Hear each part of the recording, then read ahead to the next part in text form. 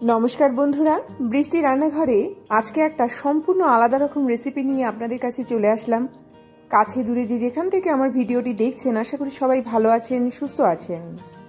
जखन आमादेर एकटु अन्यरकम खाबार खेते इच्छे करे भात रुटी छाड़ा एबं सेटाओ जोदि चटजलदि तैरी करा जाय तार साथे साथे सबकिछुई एक पाके तैरी करा जाय ताहले सेटा खेतेও जेमन टेस्टी हय मुखे एकटा आलादा रकमेर रुचि निये आसे।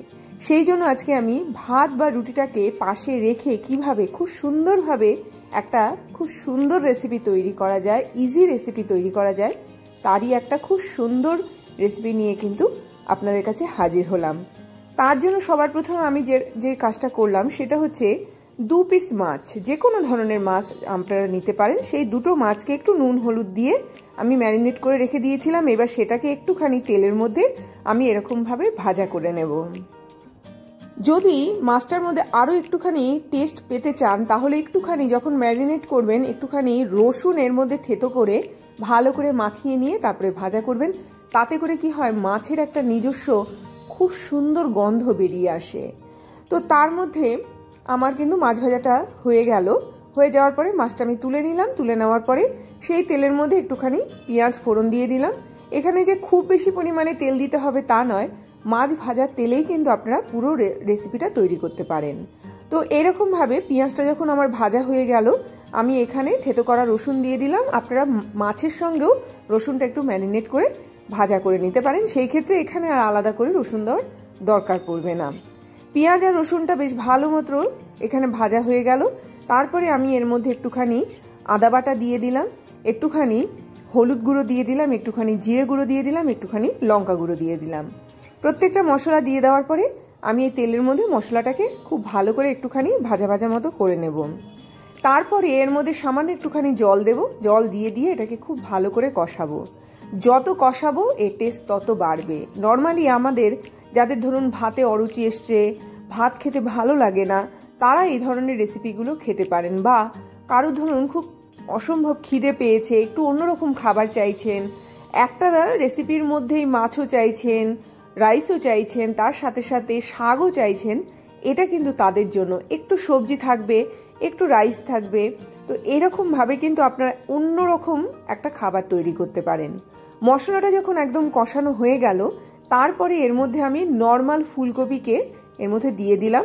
এটা একদম বাগানের ফুলকপি, সেই জন্য এটাকে আমি আলাদা করে ভাপাইনি। যদি আপনারা বাজার থেকে কেনা ফুলকপি ব্যবহার করেন তাহলে প্রথমে একটু গরম জলে খুব সুন্দর করে ভাপিয়ে নিতে হবে। ফুলকপিটা যখন এরকম ভাবে খুব ভালো করে মশলার সঙ্গে আমি দেখুন একদম কষিয়ে নিয়েছি, একদম ভাজা ভাজা হয়ে গেছে, তারপর আমি এর মধ্যে একটুখানি শিম দিয়েছি। ঠিক এই রকম ভাবে খুব সুন্দর করে কেটে কেটে আমি এর মধ্যে শিমটা ব্যবহার করেছি। শিম দেব, এর মধ্যে ফুলকপি দেব এবং সবার শেষে আমি এর মধ্যে একটুখানি কুমড়ো ব্যবহার করেছি। তো প্রত্যেকটা সবজি যদি মনে হয় এই সবজিগুলো খাবেন না, একটু অন্যরকম সবজি খাবেন, সেই সবজিও কিন্তু আপনারা এর মধ্যে ব্যবহার করতে পারেন। দেখুন আমি এর মধ্যে একটুখানি কুমড়ো অ্যাড করেছিলাম। তো এই রকম ভাবে কিন্তু সবজিগুলোকে এর মধ্যে দিতে হবে এবং কাঁচা অবস্থায় দিতে হবে যখন আমরা মশলাটা কষাচ্ছি। যতবার মশলাটা কষানো হয়ে যাচ্ছে তারপরেই কিন্তু আমি এটাকে একটুখানি ঢেকে রাখছি এবং এর ভাপে ভাপে এই সবজিগুলোকে একটুখানি সেদ্ধ করে নিচ্ছি। খুব ভালো লাগবে এটা। এই সময় সিজন চেঞ্জের সময় যখন খাবেন তখন মুখে একটা আলাদা রুচি নিয়ে আসবে, পেটটা পুরো ভরিয়ে দেবে। তার সাথে সাথে মাছের এই রেসিপিটা আপনারা একবার তৈরি করলে বারবার খেতে চাইবেন। চালের মধ্যে এখানে আমি গোবিন্দভোগের চালটা ব্যবহার করেছি, কেননা গোবিন্দভোগের চাল হতে খুব কম সময় লাগে। আপনারা আতপ চাল দিয়ে করতে পারেন, গোবিন্দভোগের চাল দিয়ে করতে পারেন, বা আপনারা এখানে বাসমতি রাইসটা, যেটা বাসমতির আতপ চাল, সেটা এখানে ব্যবহার করতে পারেন। তার সাথে আমি একটুখানি মুসুর ডাল দিয়ে দিলাম, মানে চাল আর ডাল হতে কিন্তু বেশিক্ষণ সময় লাগবে না। খুব ভালো করে মশলার সঙ্গে চাল আর ডালটাকে এরকমভাবে মিশিয়ে নিচ্ছি যাতে করে চালটা থেকে একটা খুব সুন্দর গন্ধ বেরায়। দেখুন এইরকম ভাবে কিন্তু একটু ভাজা ভাজা মতো করে নিতে হবে।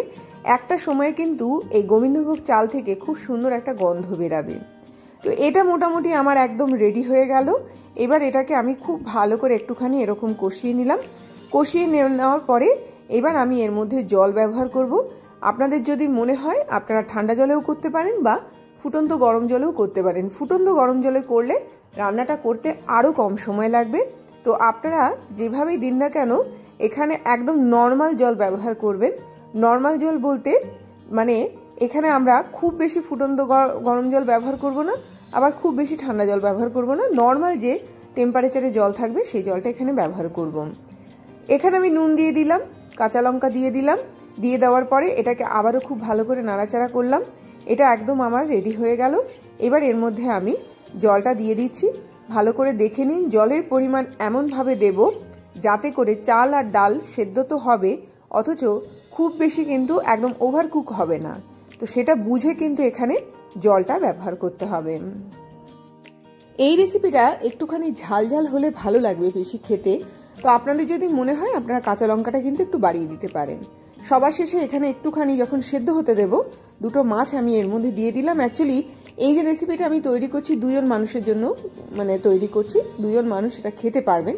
তো আপনাদের যদি মনে হয় সেই পরিমাণে আপনারা কোয়ান্টিটিটা বাড়িয়ে নেবেন, যে কজন মানুষ আপনারা খেতে চান। তো এটা একদম আমার রেডি হয়ে গেল। এবার এটাকে আমি ঢেকে দিলাম যতক্ষণ না পর্যন্ত চাল, ডাল এবং মাছটা খুব সুন্দরভাবে সেদ্ধ না হয়। সবজি তো মোটামুটি কষাতে কষাতে অনেকটা পরিমাণে সেদ্ধ হয়ে গেল। তো আমি এইরকমভাবে একটুখানি নাড়িয়ে দিচ্ছি, একদম এটা কিন্তু প্রায় সেদ্ধ হয়ে গেছে। তো এইরকমভাবে একটু অন্যরকম খাবার, একটু মুখরোচক খাবার, তার সাথে সাথে সবজি যেটা আমাদের শরীরের জন্য খুব হেলদি, সেটা আপনারা এখানে এইভাবে ব্যবহার করতে পারেন। সবার শেষে আমার বাগানের একদম টাটকা পালং শাক আমি এর মধ্যে দিয়ে ঢাকা দিয়ে রাখলাম। এটা ঢাকা দেওয়ার পরে জাস্ট একটু সেদ্ধ হওয়ার জন্য টাইম লাগবে, বেশিক্ষণ লাগবে না, 5 মিনিটের মধ্যে ঢেকে রাখতে হবে। একদম রেসিপিটা রেডি হয়ে গেল।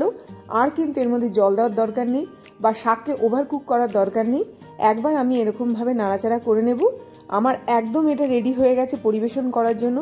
এইবারে যদি আপনাদের মনে হয় আপনারা এখানে কাজু বাদাম ব্যবহার করতে পারেন, কিশমিশ ব্যবহার করতে পারেন, নর্মাল চিনি বাদাম ব্যবহার করতে পারেন, খুব ভালো লাগে খেতে। কিন্তু আমি আজকে অতটা দিলাম না, একদম সিম্পল একটা রেসিপি করে দেখালাম যেটার মধ্যে সবজি প্রচুর পরিমাণে রয়েছে, শাক রয়েছে এবং তার সাথে সাথে চাল, ডাল, মাছও রয়েছে। তার মানে কি সব কিছুই আমরা একটা রেসিপির মধ্যে পেয়ে যাচ্ছি, যেটা খেতেও অসাধারণ এবং করতেও কিন্তু বেশিক্ষণ সময় লাগে না। সবার শেষে একটুখানি ঘি দিয়ে আমি এটাকে নামাবো। এরই মাঝখানে বলে রাখি, যদি আমার চ্যানেলটিকে আপনাদের ভালো লেগে থাকে অবশ্যই চ্যানেলটিকে সাবস্ক্রাইব করবেন। আর এই ভিডিওগুলো যদি ভালো লেগে থাকে অবশ্যই লাইক করুন, শেয়ার করুন, নোটিফিকেশন পাওয়ার জন্য বেল আইকনকে প্রেস করুন। এবার এই রেসিপিটা খেয়ে দেখুন তো, রাতের ডিনারে হোক, দুপুরবেলা হোক, সকালবেলা হোক, যখনই খান না কেন অসাধারণ লাগবে খেতে। যদি মনে করেন আপনারা এখানে মাছের বদলে ডিম দিয়েও এই রেসিপিটা তৈরি করতে পারেন, সেটা না হয় আরেকদিন দেখিয়ে দেব। আজকে এই বলে বিদায় নেব, আবার আসবে একটা খুব সুন্দর ভিডিও নিয়ে। ততক্ষণ সবাই ভালো থাকবেন, সুস্থ থাকবেন, দেখতে থাকবেন বৃষ্টির রান্নাঘরে। অবশ্যই রেসিপিটা ট্রাই করে দেখুন। আসলাম তাহলে।